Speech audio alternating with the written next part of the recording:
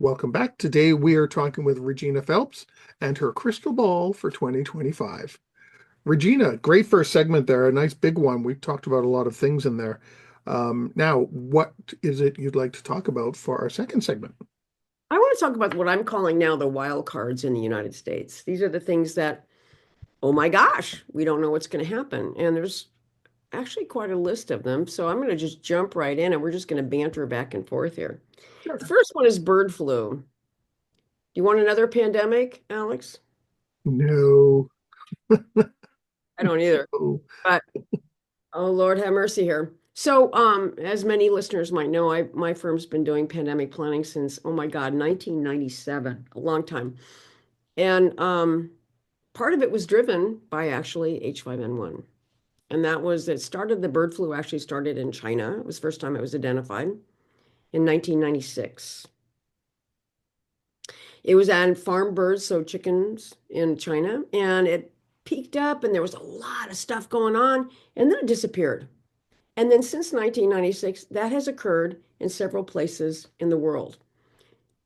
And when it's actually appeared for a much shorter period of time than what's been going on right now in the US, it actually had a lot of fatalities. The death rate was historically 50%, 50% for the people that actually were infected with H5N1. Okay, that's pretty amazing.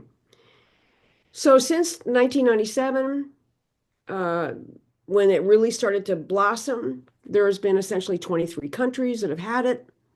The United States has actually been a major issue since last year in particular. Why? And that's because of the issue of dairy cattle. And so,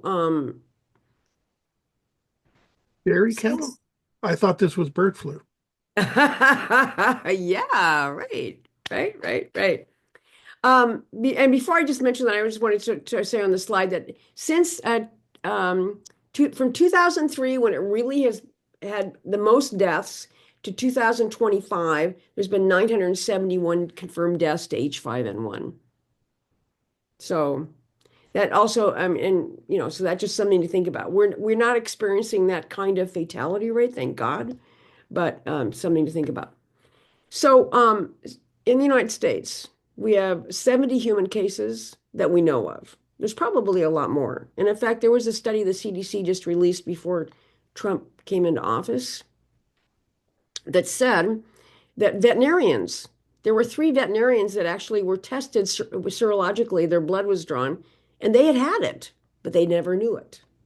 So that means that there's potentially many other people that have had it. We just don't know.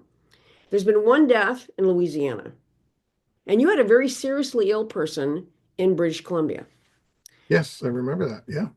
right? Millions of chickens have been culled. It's impacted dairy cattle, wild birds, cats, and those cats have actually been in dairies, but then it's also been in homes where a cat actually has been infected because it probably ate a diseased wild bird. Many wild mammals have gotten it, zoo animals have gotten it.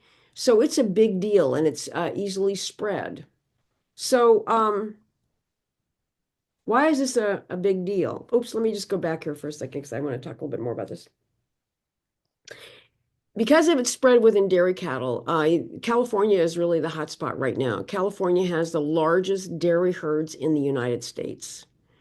And it is spread primarily from infected milk, and it's being spread to dairy workers. The big concern in this flu season was that somebody like a dairy worker would actually have the flu themselves, be milking a cow, and maybe the cow actually had H5N1.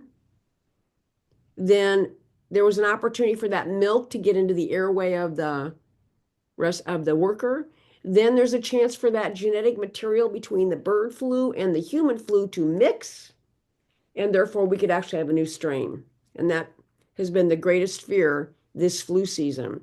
We still have about another, depending on how you count it, about another 60 days of the flu season on average. And that has not happened that we know of. But we have so many opportunities every single day between all these mammals and birds And the ability for a human to become infected and for that mutation to occur in that human, and we could start a new pandemic. If we don't, it'll be luck, perhaps. I don't know. But this is a huge deal. Right now, the responsibility has really been the states that have been trying to keep track of this. Who should really be doing the whole oversight is HHS, which is Health and Human Services, primarily the CDC. They've been doing that, but I don't know what they're doing now with the new administration. What they are saying that they're planning on doing is one thing they may do to stop the transmission in chickens is to start vaccinating the chickens. But if they vaccinate the chickens, that means that most countries who buy any US poultry will stop buying it because many countries will not take a vaccinated bird or their eggs. So there's a debate now going on in the current administration about whether they vaccinate them or not. But that's the only strategy that Trump's team has talked about. And so we'll see what happens. But this one I think is a huge deal because every single day there is a million different places where this flu is spreading in critters. And there's always the chance that that critter can then affect an animal, a human, and we're off and running. If indeed that human then mutates that virus, essentially. So I don't know. It's unnerving. Hmm. Yeah. But one pandemic was more than enough. Right. In my lifetime, one was plenty. Yeah. I don't want to do another one. Here in the United States, though, we're not just happy with bird flu. We have a lot of other things going on, which is embarrassing as well. We have a large anti-vax movement that's really burgeoning now, it seems, in the United States.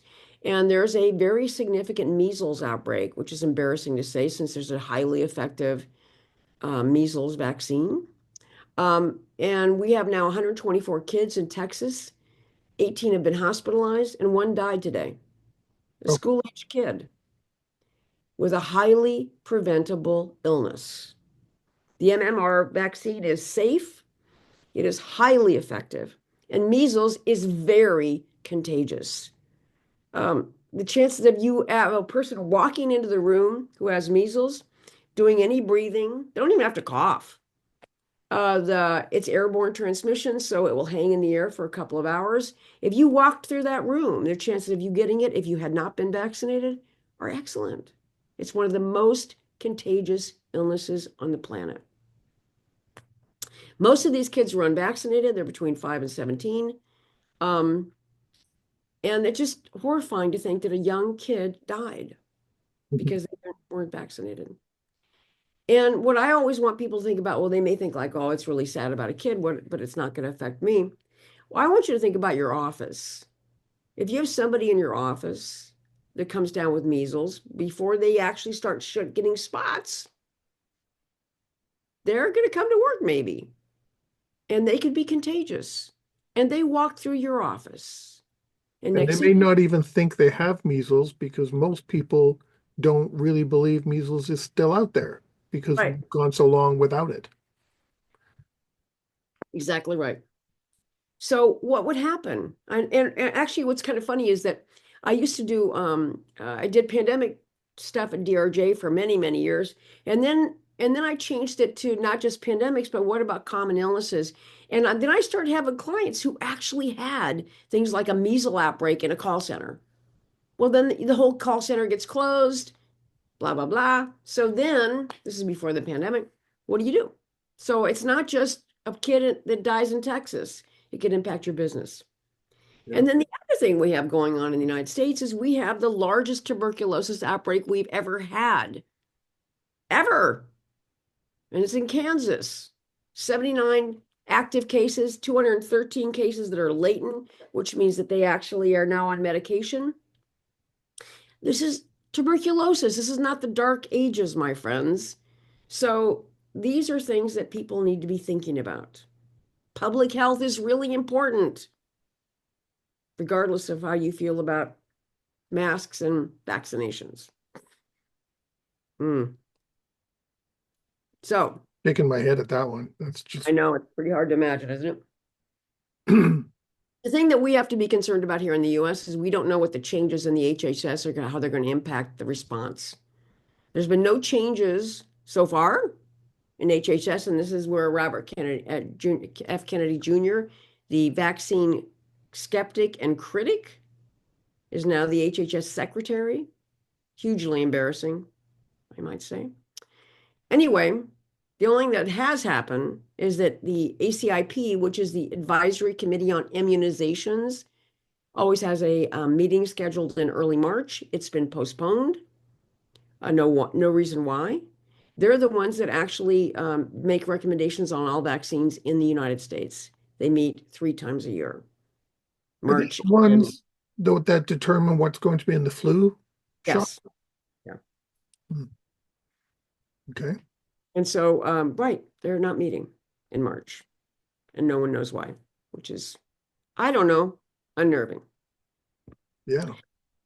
Here in the United States, another crisis that's actually happening all over is what I call the homeowner insurance crisis. And this is where many locations which are highly exposed to climate change, many people have stopped paying their homeowners insurance because they can't afford it. And if you look at this map of the US and you see all of those red dots, those are places where at least 10% of the policies are not being paid. Just think about that just for a moment when you think about the impact to a community, when you think about the impact to the well-being of society. If people can't pay their homeowners insurance, and let's say they have a fire or some other event, they're not going to be whole. What's going to happen to our society if we don't have insurance to pay for things like that?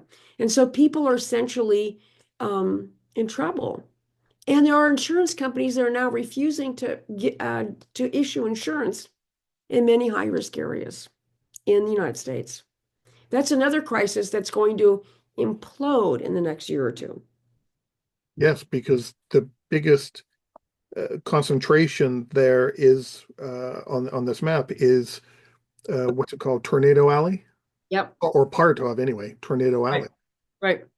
And what I find fascinating is that so Texas did not provide any data for this. That's why they're completely white. And Florida, I think that map is misleading because the state has started to be the insurer of last resort. And so they already have had a failure of many, many insurance companies in Florida. Mhm. But this is going to be a crisis, which is not necessarily a business continuity crisis. It's a personal crisis and a crisis for your community and our state and our nation. Mhm. We have failing infrastructure. You and I have talked about this many, many times.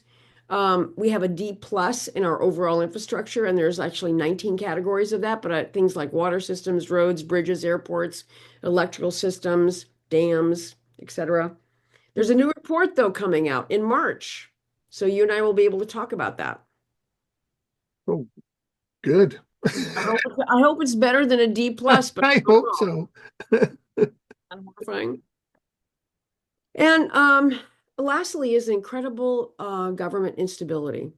And if you read any newspaper, what you're hearing about is something called Doge, which is the Elon Musk group, who's been given authority by the United States government, Trump, to actually do as many layoffs or terminations or go into departments and find out what they're doing. And it's really created widespread layoffs, terminations, closures of programs, chaos. I mean, I can't believe a private citizen who's the wealthiest man in the world, who has many, many contracts with the US government, has the authority to come in and actually decide who's important and who's not. Would that ever happen in Canada? Um, it could, because I guess it could happen anywhere. If it can happen in the US, it could happen anywhere. I don't think we have anyone here who would be able to do that. Because Can't really do we it either. don't have our government system is not set up the same way. So we don't have someone who can just appoint hundreds of people willy-nilly, all their best friends. That can't happen. It does happen, but not to that scale. So I don't think we would ever get to that point. I don't think anybody in the US would have thought that either prior to this. And I think the terminations, as you also mentioned earlier at the very part of this broadcast, that people are getting laid off that never imagined that would happen to them. But I want to remind people that the government, people always badmouth the government like they're lazy and they don't do anything. I don't think that's true. I think they impact so many aspects of our life that we never think about. The food supply, agricultural products, our public health, our safety, our air traffic controllers. I mean, there's a zillion things that they're responsible for. And what I found very interesting is that a colleague of mine on LinkedIn today, I posted something about layoffs affecting national parks. And she responded back saying that, the big national park in our area is not going to be open for the summer season. And the impact to the local tourism economy of Mm. this big park being closed now, gone. Yeah. All those people that visit, they stay in hotels, they buy food, they go to restaurants. That's all not going to be there. So I think this is a tale unfolding, and we'll talk more about it when we get together next month. Well, and I know we're just about out of time, but I want to add that too, with all these terminations and layoffs, the millions of people they want to cut. Well, that means the unemployment is going to go up. So Yes. that means unemployment claims or whatever the system is down there is going to go up. That means some of these buildings that have half the population of that building suddenly terminated impacts the local business. You just mentioned restaurants. They're going Yep. to be Yep. impacted now. So they're going to start losing business. That means less people spending money now. So now even others in a wider circle will start getting impacted. And we're not talking, a couple of thousand or a couple of hundred. We're talking a couple of million people they want to get rid of. Yep. That's going to have a big impact. Yep. Amen. We'll talk more about this next month. Yes. So on that note, we've come to the end of this show. Regina, always great to chat with you. I enjoy every month. One day, I know we've said it before, we will get to talk about bunnies and rainbows, I'm sure at some point. God, I hope so. I hope so. But thank you so much for being here again today and chatting. You're welcome, Alex. Always great to be with you. And for everyone watching and listening, stay prepared, everybody. If you liked that video, thumbs up. If you didn't like that video, thumbs down. But leave me a message and let me know your thoughts. Of course, don't forget to subscribe. And in the meantime, stay prepared, everybody.